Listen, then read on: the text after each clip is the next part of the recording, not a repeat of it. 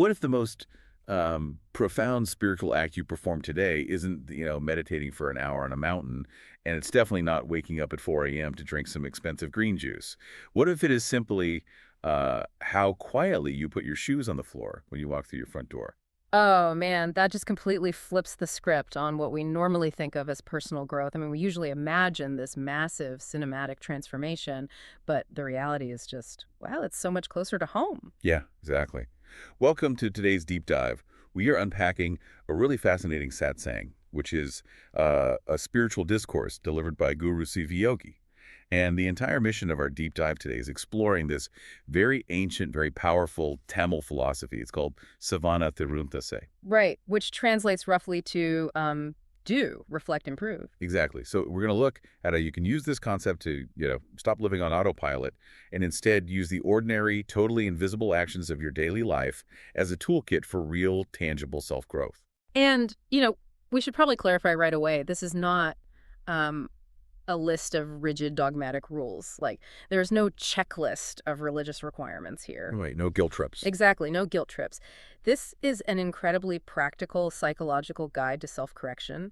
The ideas we are looking at apply just as much to, say, how you handle a tense conversation with a coworker as they do to how you cook your dinner. Right.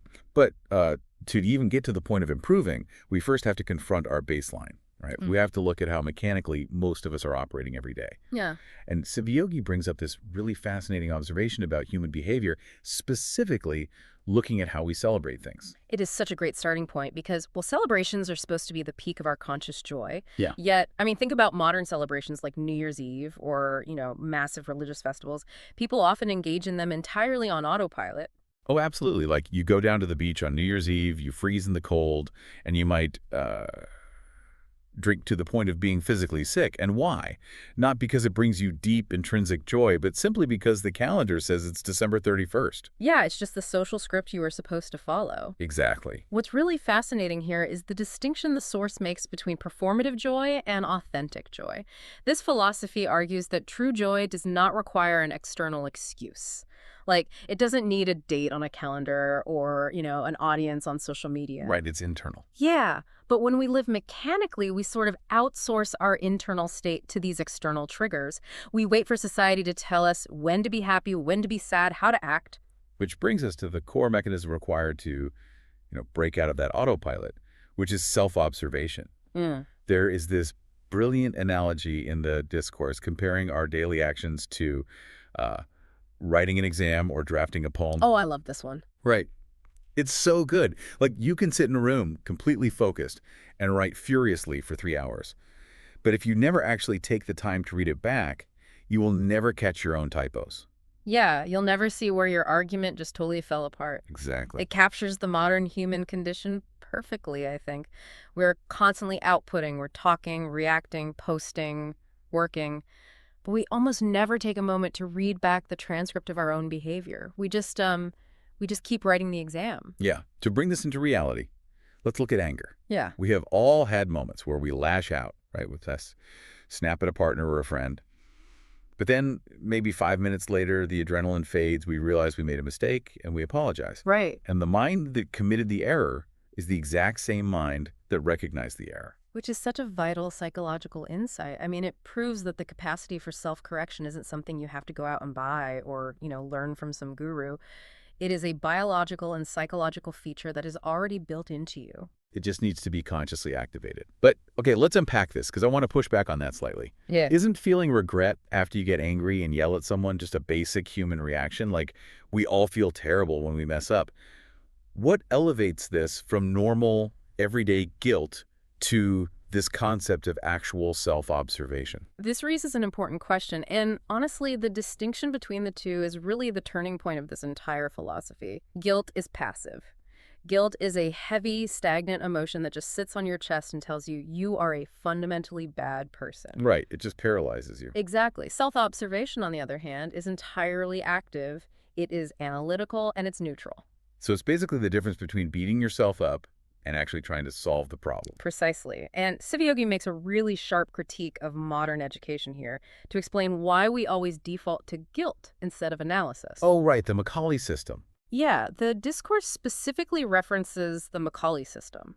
For some context for the listener, Thomas Macaulay was a British official who essentially designed the colonial education system in India in the 1830s.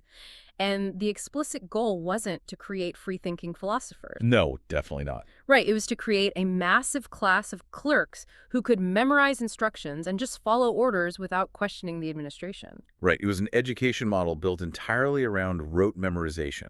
You memorize the textbook, you regurgitate it on the test, and you get a gold star. Exactly. And that underlying architecture, it still influences global education today. We are extensively trained in what to read and what to think, but we are rarely, if ever, taught how to critically reflect on our own actions. We were basically trained to be human hard drives, just storing and outputting data. Yeah, so when we make a behavioral mistake, we just don't have the analytical tools to reflect on it. We just default to the emotional punishment of guilt. True self-observation, then, means looking at your actions without that heavy ego.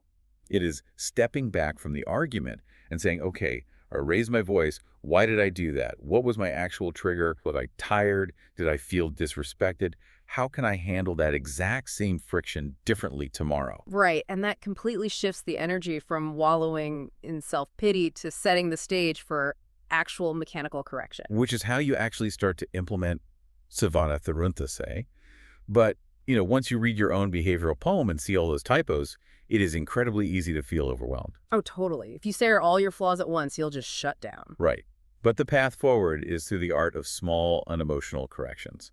And I love the cooking analogy used in the discourse here. The sambar one, yes. Yeah, it talks about a cook making vada or sambar, which are traditional South Indian dishes. Imagine you're in the kitchen and you accidentally add a huge spoonful of salt to the sambar, ruining it. Which happens to the best of us. Exactly. You don't dramatically throw your hands in the air, declare yourself a permanent failure of a human being, and swear off cooking for the rest of your life. Well, at least you shouldn't. Right. If you want to be a good cook, you just make a mental note. Okay, too much salt. And you adjust the recipe the next time.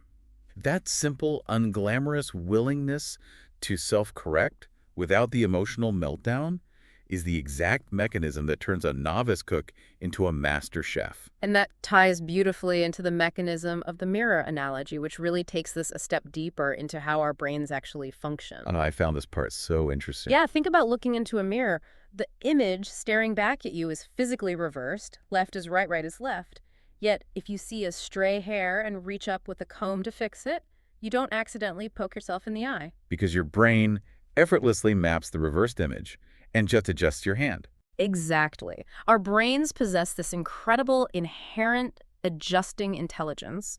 We intuitively understand the spatial distortion of the mirror, and we recalibrate our physical movements without a second thought.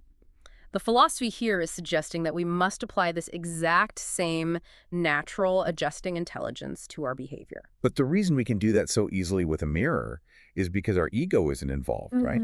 Like, if the mirror shows me my hair is messy, I don't argue with the mirror. I don't feel personally attacked by the glass. Right. You don't yell at the reflection. Exactly. But when it comes to our behavior, if someone points out a flaw or if we realize we made a mistake, our ego flares up and we just go blind to it. That is the absolute crux of it. When we observe a flaw in our actions, we shouldn't poke ourselves in the psychological eye with guilt, and we definitely shouldn't argue with the reflection. We should just naturally adjust our spiritual hand. There is a very grounded example of this in the discourse about a newlywed woman adapting to her new environment. Yeah. Let's say she grew up in a house that loved incredibly spicy food. But after she marries and moves in with her new family, she realizes they have a very low tolerance for spice. She doesn't dig her heels in and force them to eat it, nor does she throw a tantrum. She seamlessly adapts her cooking to fit the reality of her new environment. And it is so important to understand the psychology there. It isn't about being, a subservient people pleaser. It is about pragmatic flexibility. She modifies her approach based on the reality of her surroundings to create harmony without losing her underlying identity. So what does this all mean? To me, it feels remarkably like driving with a GPS. Like when you're driving and you accidentally miss your exit, the GPS doesn't suddenly turn off the map and start yelling at you. No, it doesn't judge your moral character or tell you that you're a terrible driver. Right. It just calmly chimes in and says, recalculating. We need to learn how to recalculate our actions like a GPS. Completely neutral, completely without ego. I love that analogy because The direct opposite of that neutral GPS is human arrogance. The discourse explicitly warns about the paralyzing danger of arrogance. When a person becomes arrogant, they lose that adjusting intelligence. They become like a rigid robot. Exactly. They fight the GPS. They will literally drive their car into a lake rather than admit they took a wrong turn. And SivaYogi points out that this arrogance even infects how we view our heroes and role models. An arrogant person ties their own egos so tightly to their hero that they will get deeply offended if someone points out a historical flaw or a mistake in that person's life. Because if their role model has a flaw, their ego interprets it as a personal failing. But real growth requires the humility to be a constant learner. It requires you to look at a great historical figure and say, okay, I will adopt their courage or their intellect, but I will also clearly recognize their mistakes so I don't repeat them. You have to separate the lesson from the pedestal. Exactly. Here's where it gets really interesting for me. The deep dive shifts gears here from the mechanics of how we fix our mistakes, adjusting the salt, recalculating the route, to the actual energy and intention we infuse into those corrected actions. And it uses this incredible story of a man named Pandurangan. Yes, the story of the potter. This is where the philosophy moves from, like basic self-help into deep spiritual practice. Pandurangan was a simple, everyday potter who made clay pots. But he didn't just mechanically slap clay onto a wheel, spin it, and sell it for cash to get through the day. He made every single pot with a profound, overwhelming sense of devotion. Yeah.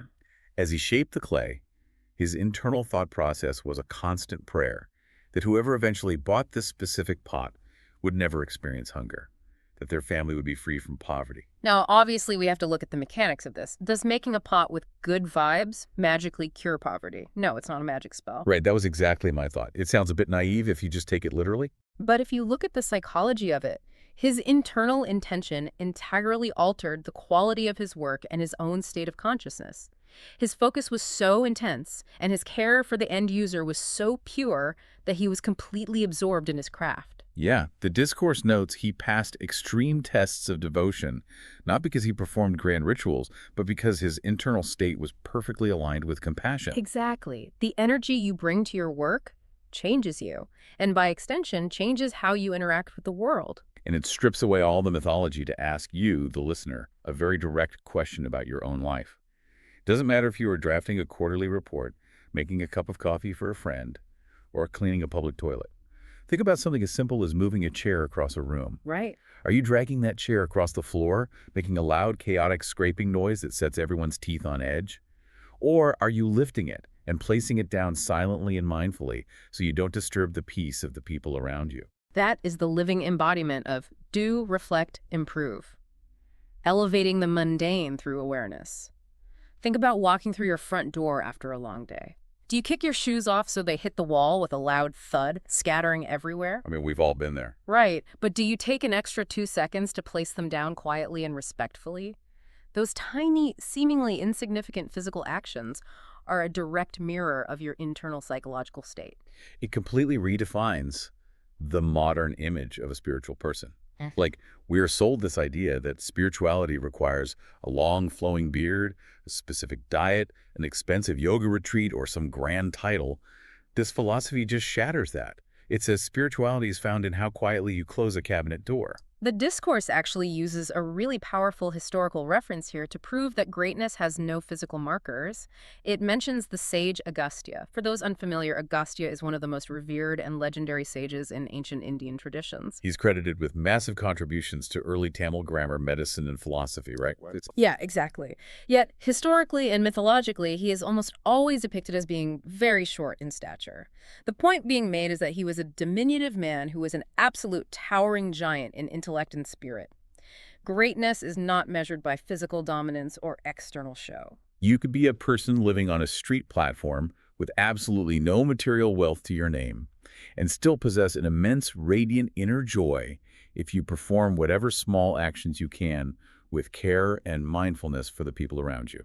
If we connect this to the bigger picture, it brings us to a crucial conflict, which is authentic internal devotion versus rigid external dogma. Because true mindfulness has to be generated from within. It simply cannot be mandated by a rule book. Exactly. Yeah. You can't just blindly follow a list. The Satsang discusses how overly rigid religious checklists, like obsessive rules about exactly what clothing you are allowed to wear, or the precise physical movements of a ritual, can actually strip away your personal responsibility. Because if you are just following a predetermined checklist to guarantee you're a quote-unquote good person, you aren't engaging your brain. You aren't reflecting. You are right back on autopilot. You're letting someone else's external rules replace your own internal moral compass. There's a brilliant story shared about Rabindranath Tagore, the legendary poet and Nobel laureate, that illustrates the danger of external editing. When his incredible, soul-stirring work was being translated into English so it could be shared with a global, primarily Western audience, external editors got their hands on it. Yeah, and they started tweaking his words. Right. They altered his phrasing and sanitized the language to make it fit what they believed was the proper, grammatically perfect structure for European readers. And the result was just devastating to the art. The translation became mechanically and grammatically perfect, but it was spiritually dead. The soul of the poetry was totally lost in the pursuit of external validation. Tagore actually had to step in, go back through the translations, and painstakingly restore his authentic voice. He had to put the grit and the soul back into the words. It is such a profound warning against letting societal pressures or external dogma edit your authenticity.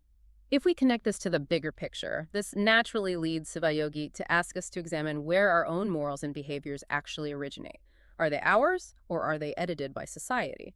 And before we dive into this next example from the source, it's important to note that it touches on some debates regarding modern activism. Yeah, and we are simply unpacking the philosophical paradox presented in the discourse, not endorsing any specific political or cultural stance on these issues.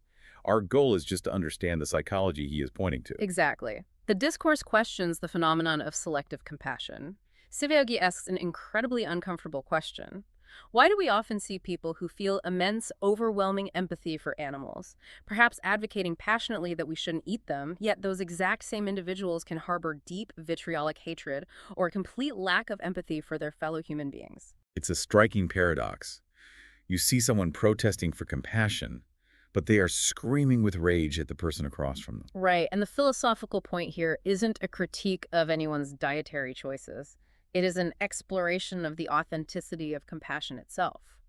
If your compassion is just a rigid rule you adopted, like a badge you wear to feel morally superior to others, then it isn't real empathy. True compassion, by its very nature, has to be universal. It has to extend to the flawed human standing in front of you just as much as anything else. It cannot be selectively applied based on a dogmatic checklist. And this brings in an ancient Tamil concept referenced here called Karka Kasadara. Oh, right, which translates roughly to learning flawlessly or learning without defects. Yes, but in this context, true flawless learning means engaging your own critical thinking. You cannot rely on a guru, a government, or a social movement to constantly correct your behavior. You have to cultivate that internal GPS we talked about. You have to become your own neutral observer. It is remarkably easy to just copy-paste our morals from whoever happens to be around us, right? Yeah. We inherit our outrage from our peer group, our parents, or whatever social media algorithm we are trapped in. But this philosophy urges you to become a fully conscious, real human being. Yeah. And you do that by deeply and often uncomfortably questioning why you do what you do. It's as if we have been handed this incredibly sophisticated piece of machinery, our minds, our consciousness, and the vast majority of us just leave it on the factory default settings for our entire lives. Yeah, we never bother to read the manual, and we never tinker with the calibration to see what it's really capable of. Well, Savannah Tharunta say is the manual. Do, reflect, improve. It isn't a one-time fix. It is an ongoing, never-ending loop of gentle, conscious refinement. You take an action, you observe the result without the heavy baggage of guilt, and you quietly tweak the recipe for next time. So let's pull all of this together and look at the journey we've been on during this deep dive. We started by confronting the trap of mechanical existence. We looked at the performative joy of a New Year's Eve hangover and how we follow social scripts instead of our own internal joy. We examine the absolute necessity of active self-observation and how the colonial legacy of rote memorization trained us to be passive and guilty rather than analytical and capable of self-correction. We looked at the quiet, practical adjustments of a cook fixing a salty sambar recipe and how the human brain effortlessly adjusts to a reversed mirror, proving that when we remove our ego, recalibrating our behavior is a completely natural process. We explored the profound power of intention with Pandurang and the Potter, realizing that the physics of how you place a chair on the floor can reveal more about your spiritual state than 1,000 chanted mantras. And finally, we arrived at the vital importance of cultivating our own authentic internal compass, rejecting the copy-paste morality of rigid checklists in favor of true universal compassion, just like Tagore reclaiming his own poetic voice. It is ultimately a comprehensive framework for living a conscious life. And that is exactly what I want to leave you, the listener, with today. This philosophy is not meant to be abstract theory studied on a mountaintop. It is intensely practical. Every single action you take today, whether you are drafting a stressful email to your boss, cooking a quick meal for your kids, or simply taking your shoes off when you walk through the door, is an immediate, tangible opportunity to practice, do, reflect, improve. It is an open invitation to elevate the ordinary moments of your day. Exactly. So as you go about the rest of your day, I want you to sit with this final thought. It builds directly on the core message of everything we've unpacked from Guru Sivayogi's Satsang.